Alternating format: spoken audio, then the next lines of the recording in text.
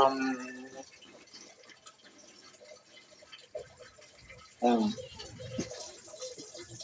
यम yummy सूक्त ऋग्वेद मंडल 10 सूक्त 10 मंत्र 6।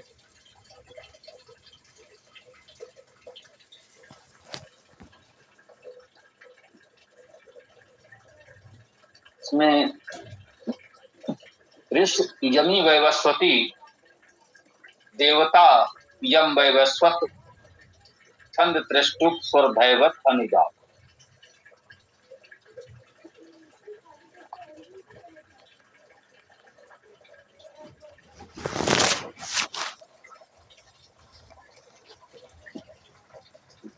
ओम कह अस्य वेद प्रथमास्य अहेना कह ईम ददर्श कह इह प्रवोचत बृहत मित्रस्य वरुणस्य धाम कत उ ब्रवाह आहनाभिज्ञानरन।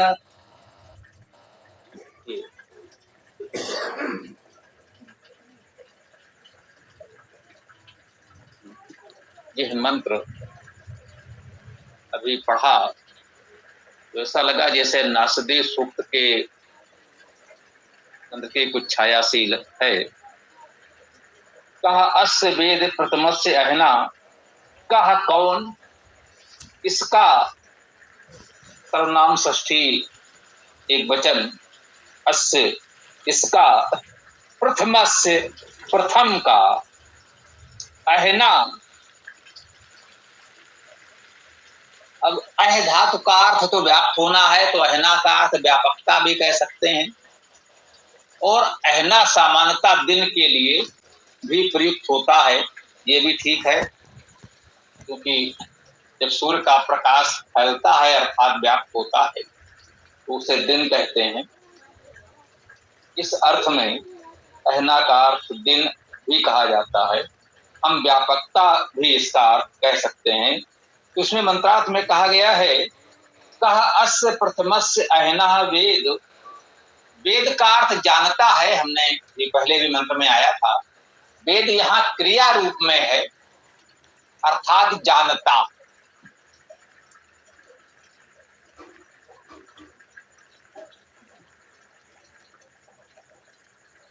कह अस्य वेद भुवनस्य महना, कह कौन अस्य इस प्रथमस्य प्रथम का, अहना व्यापकता को वेद जानता है। प्रथमस्य प्रथम का, जो प्रथम है।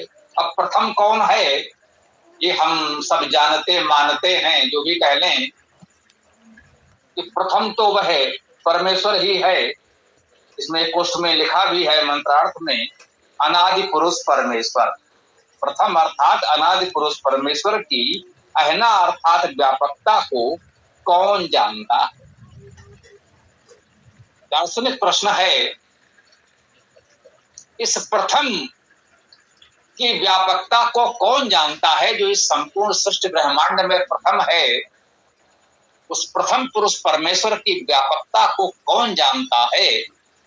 उसकी व्यापकता को संपूर्ण रूप से कौन जान सकता है। ये किसी भी व्यक्ति के सामर्थ्य में तो नहीं है। कहते हैं का ईम ददर्श का इह प्रवोचत, कहा कौन या किसने, ईम इसको, ये भी सर्वनाम है, ददर्श देखा है, क्रिया है, भूतकाल में है। जी यहाँ पुनः स्पष्ट कर दें कि वेद में सर्वकालिक सत्य का वर्णन होता है, तो यहाँ भूत भविष्य वर्तमान का भेद नहीं होता क्रियाओं में। कहा ईम ददर्श, इसको किसने देखा है या इसे कौन देखता है, इसे कौन देख सकता है, यही इसका सामान्य भाव है। का यह प्रवोचत, कहा कौन, यही यहाँ प्रवोचत प्रमुखता से कहता है, कह सकता है। वोचत वच धातु बोलना कहना। तो कह रहे हैं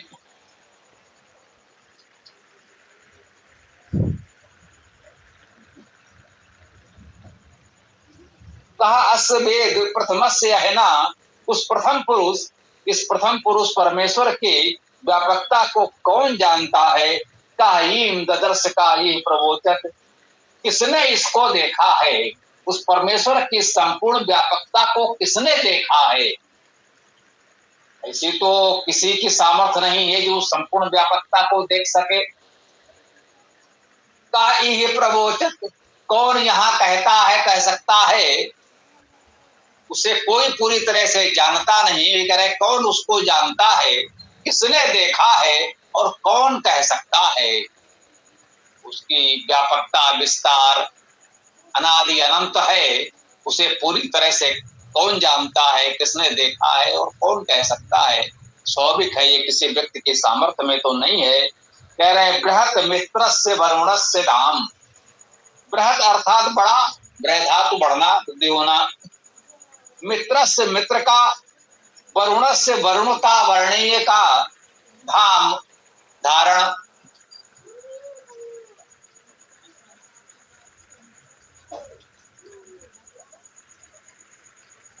धाम शब्द का प्रयोग लौकिक भाषा तक भवन के अर्थ में भी होता आया,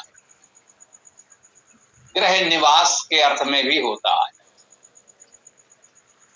धा धातु का अर्थ धारण करना, धाम का अर्थ भी धारण हुआ। धर्म और धाम पर्यायवाची हैं, ऐसा भी कह सकते हैं। जो हमको धारण करता है उस घर को हम धाम कहते हैं, स्वाभाविक है। बृहत मित्रस्य वरुणस्य धाम, मित्र का, वरुण का बृहत धाम। अब ये मित्र और वरुण भी उसी परमेश्वर के लिए ही आए हैं। वह परमेश्वर जो हम सबका मित्र है, जो वरुण है, वर्णीय है, वर्ण करने योग्य है, उसका ये बृहत धाम, इसका ये बड़ा धाम है। छोटे छोटे धाम घर हम लोग बना लेते हैं। इस संपूर्ण सृष्टि, ये अनादि अनंत सृष्टि ब्रह्मांड उसका धाम है। तो बृहत मित्रस्य वरुणस्य धाम, उस मित्र का, वरुण का इस बृहत धाम को कत उब्रवाह, कौन ही बोलता है? रूप कहने के अर्थ में आता है। तो प्रभा बोले या बोलता है, कतुब्रवाह, कौन बोल सकता है? क्या ही कह सकते हैं। देखिए कत जो है ये प्रश्नवाचक सर्वनाम है, अव्यय भी कह सकते हैं। अब इसे क्या कह लें, कौन कह लें, कैसे कह लें, ये लगभग सभी वेद में ऐसे बहुत से पद हैं जो विभिन्न विभक्तियों में प्रयोग हो जाते हैं, सर्वनाम में, छोटे छोटे रूपों में। तो कत का अर्थ क्या, क्यों, कैसे आदि कोई भी अर्थ ले सकते हैं। कत को प्रवाह, क्या ही कोई कह सकता है, बोल सकता है। आहना विच्या नरन, नरन तो ये नृ का बहुवचन है, संभवतः द्वितीय विभक्ति में माना जाना चाहिए नरों को। विच्या ये तृतीय एक वचन है करण कारक में, अर्थात इसका अर्थ होगा बीच द्वारा। अब बीच क्या है वो अलग बात है, केवल विभक्त के दृष्टि से देखें तो बीच्या का अर्थ हो सकता है बीच द्वारा। इसका अर्थ गति, ज्ञान पूजा किया गया है बीच का। अब बीच शब्द बनेगा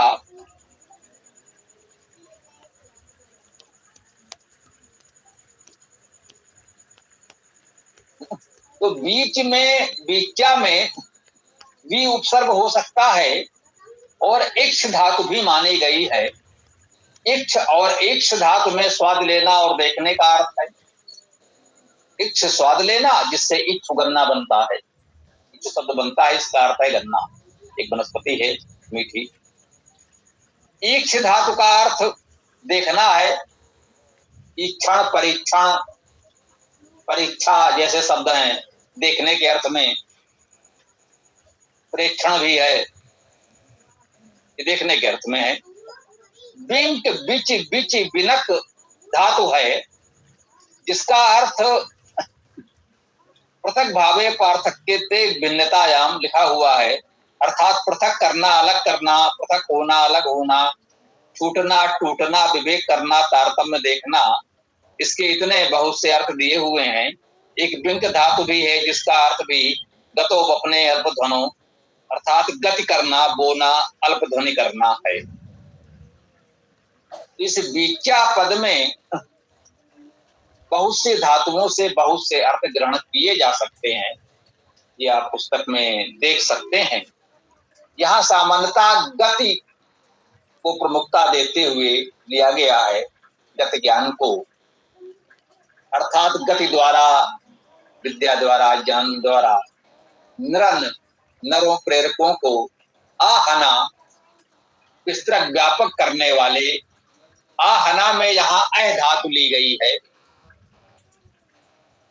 आ उपसर्ग और अह धातु से आहना शब्द बनेगा, तब उसका अर्थ हम कर सकते हैं विस्तृत व्यापक करने वाले, तत् क्या ऊ ही प्रवाह बोले, अर्थात उसके विषय में हम में से जो भी विद्वान हो सकते हैं, जितनी भी उनकी गति है, जितनी विद्या ज्ञान उन्होंने प्राप्त किया है, उसके द्वारा वो कितने भी अपने आप को व्यापक करें, संपूर्ण रूप से उस परमेश्वर की व्यापकता को पूरी तरह से व्यक्त नहीं कर सकते। ये स्वाभाविक है, परम सत्य है। कुछ ऐसी ही बात नास्तिक सूत्र में भी आई है। कौन जानता है सृष्टि के आदि में क्या था, कैसे था? तो कह अस वेद प्रथमस्य अहना, उस प्रथम की व्यापकता को कौन जान सकता है, कौन जानता है? कायीम ददर्श का ये प्रवोचत, कौन उसे देखता है, कौन कह सकता है? बृहत मित्र से वरुण से धाम, उस मित्र और वरुण परमेश्वर के बृहत धाम को कावू ब्रवाहनाविचांद्र, कौन ही बोल सकता है, कह सकता है? हमारे नरों में, प्रेरकों में, विद्वानों में अपनी उनकी जितनी भी गति विद्या है, उसके द्वारा उस व्यापकता को वो क्या ही कह सकते हैं, अर्थात पूरी तरह से नहीं कह सकते हैं, व्यक्त नहीं कर सकते हैं। ये कितना सुंदर भाव इस मंत्र में व्यक्त किया गया है। इसके भावार्थ में कहा गया है, कौन इस प्रथम अर्थात अनादि पुरुष परमेश्वर की व्यापकता को जानता है, अर्थात पूरी तरह तो कोई नहीं जान सकता है। कौन इस प्रकार देखता है, अर्थात इतनी व्यापक दृष्टि तथा सूक्ष्मता से कौन इसे जानने समझने का प्रयास करता है? कौन यहाँ इस विषय में प्रवचन कर सकता है, अर्थात प्रमुखता से कह सकता है? अर्थात भाव यही है कि कोई भी इतना समर्थ नहीं है। मित्र और वरुण अर्थात वर्णी का धाम, मित्र का और वरुण वर्णी का धाम, धारणा तो बहुत ही वृद्धिशील है, कोई वृद्धि करने वाला भी है। बीच द्वारा अर्थात ज्ञान पूजन द्वारा नरों अर्थात प्रेरकों को विस्तृत व्यापक करने वाले विद्वान भी इस विषय में क्या ही बोल सकते हैं, अर्थात स्पष्ट रूप से बताने में समर्थ नहीं है। मंत्र का मूल भावार्थ यही है कि उस अनादि पुरुष परमेश्वर जो मित्र और वरुण है, सबके लिए वर्णनीय है, उसके विषय में संपूर्ण रूप से तो कोई भी विद्वान नहीं बता सकता है। सभी को इसके लिए स्वयं ही वेद का स्वाध्याय करना चाहिए, तभी आप अपने विवेक के अनुसार उसे कुछ जान समझ सकते हैं। आगे विशेष में कहा गया है, विचा पद में भी उपसर्ग के साथ इज धातु मानकर इसका अर्थ गति ज्ञान पूजा द्वारा कर सकते हैं। इज धातु मानने पर इसका अर्थ गति द्वारा या निंदा द्वारा होगा। इच धातु मानकर इसका अर्थ विशेष स्वाद के साथ तथा इच धातु मानकर इसका अर्थ विशेष दृष्टि के साथ या विशेष दृष्टि द्वारा हो सकता है।